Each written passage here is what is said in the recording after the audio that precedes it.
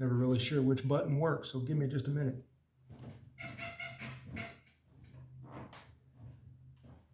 All right, so today I want to talk to you about the desk. So in the last video, I think I mentioned I'm building myself a new desk, work desk, if you will, to go in my office.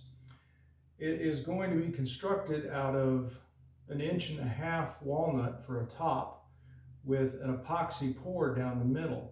And all of the stuff you see here is what I'm going to need to build a epoxy mold for the table. So I'm not really sure what to liken it to. So basically I'm going to build a box that's lined with plastic and all sealed up real nice and tight. And I'm going to fill it with some gemstones, if you will, that I've collected over the years.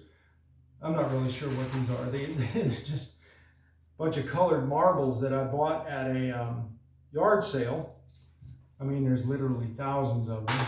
I've got some iron pyrite that I picked up in Pigeon Forge last year, and some polished something or other stones. Anyway, all of these will be set into an epoxy that will fill the middle of the desk itself. The reason I'm going to do that is because I want the desk to be sort of wider than what you can get commercially on the market.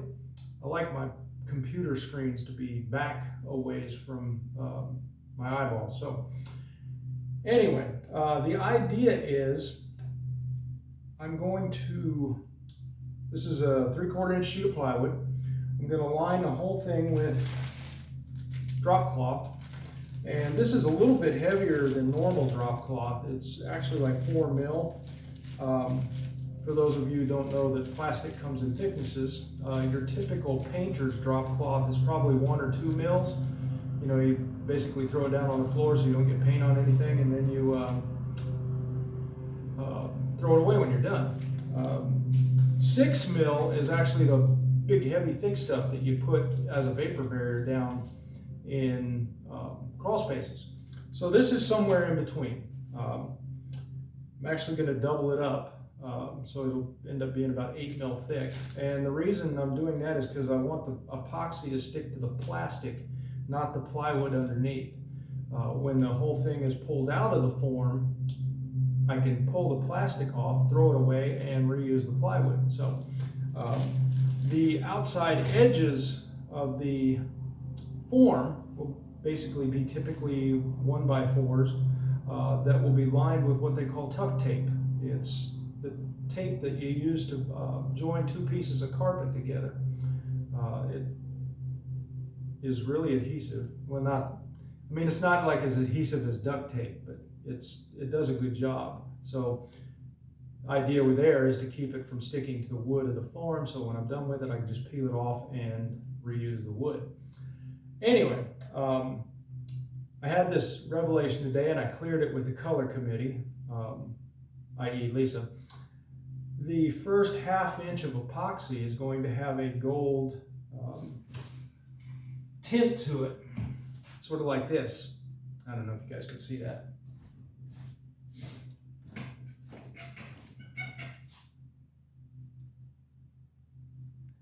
So it'll have that gold tint to it, and once it's hardened up a little bit, I'll drop the stones themselves into the epoxy. The idea was I wanted it to harden up on the bottom a little bit so that the stones didn't fall all the way through, because I got legs to mount to the bottom side of this and I don't want them sticking out. So once that's hardened a little bit, then I'll lay it in there, lay the stones in there, and then pour clear epoxy over the top of it. And you'll be able to see the stones and the iron pyrite. Some of you know that as fool's gold. And then the colored marble things. Not really sure what you call these things. People put them in vases all the time to hold fake flowers. But there was such a variety of color, I thought it'd be kind of cool in a table. So anyway, I'm not gonna bore you with all the prep work. When I get it all formed up and ready to pour, I'll come back and show you how we do the pour itself. So see you guys then.